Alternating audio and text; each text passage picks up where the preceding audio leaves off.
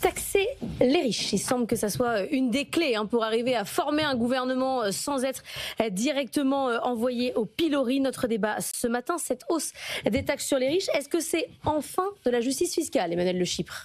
Oui, ce qui est intéressant, c'est de voir que ce débat, il est bien au-delà de nos frontières françaises. Et quand on regarde justement la publication de l'OCDE, vous savez, c'est la publication annuelle sur les tendances fiscales dans le monde, ce qu'on voit, c'est que partout, dans tous les grands pays, vous avez une tendance à l'augmentation de la fiscalité sur les riches, ça oui, et aussi sur les entreprises. Et c'est une tendance qui est sans doute une tendance qui ne fait que s'amorcer parce que je pense qu'il faut bien être conscient de la portée de cette inversion, parce qu'on est en fait à l'aube d'une véritable révolution fiscale. Pourquoi ? Parce qu'on est aussi en bout de cycle d'un mode d'organisation de notre économie. C'est-à-dire qu'en gros, à chaque, si vous voulez, organisation économique correspond à un régime fiscal. À chaque grand cycle du capitalisme correspond à un régime fiscal. Là, on sort du régime capitaliste qui avait commencé au début des années 80. C'est-à-dire c'était ce capitalisme financier, court-termiste, mondialisé, désétatisé, hyper concurrentiel, etc. Et à cette vague avait correspondu finalement une fiscalité qui était une fiscalité qui taxait de moins en moins les facteurs de production les plus mobiles. C'est-à-dire qu'en gros, on a baissé beaucoup pendant toutes ces années la fiscalité sur les entreprises et sur les ménages les plus mobiles, donc les plus riches, et on a tapé sur les facteurs de production les moins mobiles, notamment les ménages. Et qu'est-ce qu'on voit aujourd'hui ? On voit qu'on est en train de rentrer finalement dans une forme de capitalisme qui est plus long-termiste, peut-être un peu plus national, un peu moins mondialisé, plus étatisé, plus immatériel surtout. Et donc, on voit bien qu'on est en train d'amorcer de nouvelles sources d'impôts, et au-delà du retour de l'impôt sur les sociétés et sur les plus aisés, on voit aussi se dessiner tout un tas de révolutions fiscales sur l'immatériel, etc. Et donc vous dites taxer les riches pour libérer le net. Moi je dis oui, et le reproche qu'on fait, qui est de dire mais on peut pas taxer les riches et les entreprises parce que c'est un truc français, tout le monde va partir, etc. La réalité, c'est que si vous faites ça à l'échelle mondiale, et c'est toujours la principale objection qu'on fait à des Thomas Piketty ou à des Raphaël Zuckman, et Gabriel. Là, j'ai dit Raphaël. C'est pas grave. Il est en face de vous, Raphaël. Un combo Raphaël. Cette objection tombe un peu et remet un peu de justice sociale. Alors Raphaël. Oui, alors bon, d'abord sur les hausses d'impôts généralisées, on va se calmer. Il y a juste la moitié des pays examinés par l'OCDE qui augmentent, l'autre moitié ça a baissé. Après la dynamique, c'est vrai que après la crise du Covid, il y avait eu une baisse généralisée des prélèvements obligatoires pour permettre de relancer et préserver l'économie. Il se trouve que l'économie mondiale va mieux, donc certains taux de prélèvements ont augmenté, mais c'est notamment sur les cotisations sociales que ça augmente en réalité. Pourquoi ? Pour faire face au choc démographique qui frappe tous les pays riches. Il faut préparer la retraite et donc on ponctionne de plus en plus. Alors après, qu'on parle au niveau mondial d'augmenter un peu la fiscalité, pourquoi pas ? Le problème, c'est que le niveau mondial,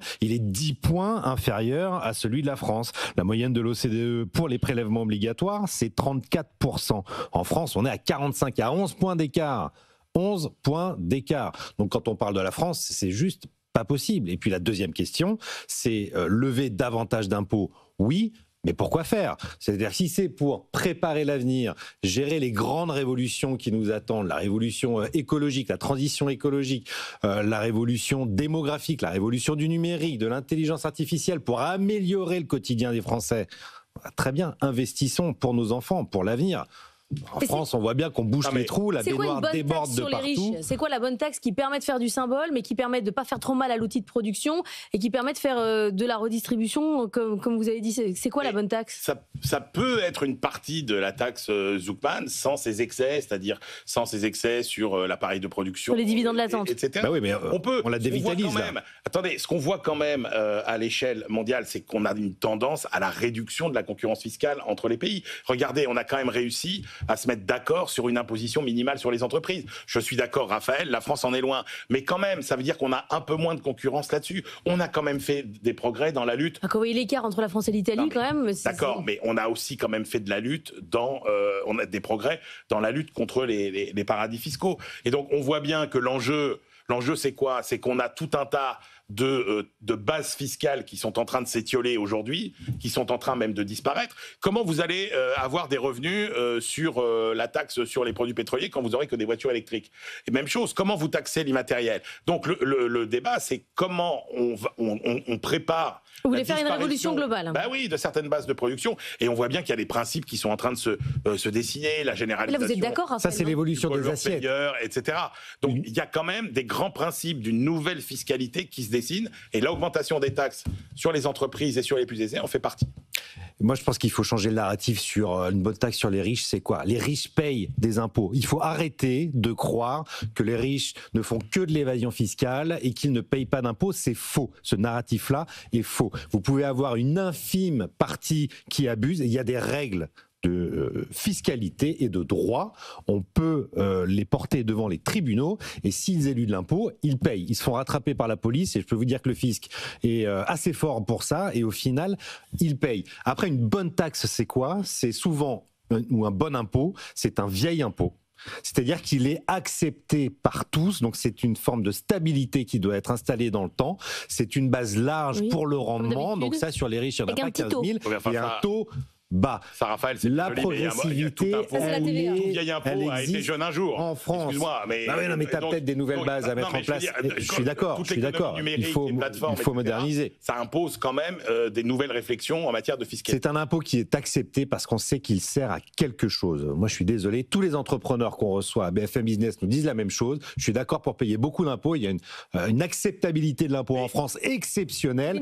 À quoi sert cet argent? Il y a des propositions qui ont été faites par des économistes assez intéressante d'ailleurs, où vous pourriez choisir une proportion de vos impôts. Oui, où va votre argent dans le budget. Et choisir où ça va. Où ça va. Ouais. Vous pourriez décider vous-même. On n'a jamais réussi à faire du fléchage non, correct. C'est le fléchage de l'épargne vers l'investissement. Non, mais donc on n'a jamais réussi à faire ça. Je vois pas pourquoi vous. Mais c'est juste pour se faire plaisir en fait. C'est en vrai. Non, il y a peut-être des choses qui vous tiennent à cœur. Oui, mais en vrai. Est-ce que ça sera vraiment fléché? Vous de financer. C'est difficile à mettre en place quand même au niveau d'une nation. Je pense que c'est très marketing. Merci beaucoup à tous les deux.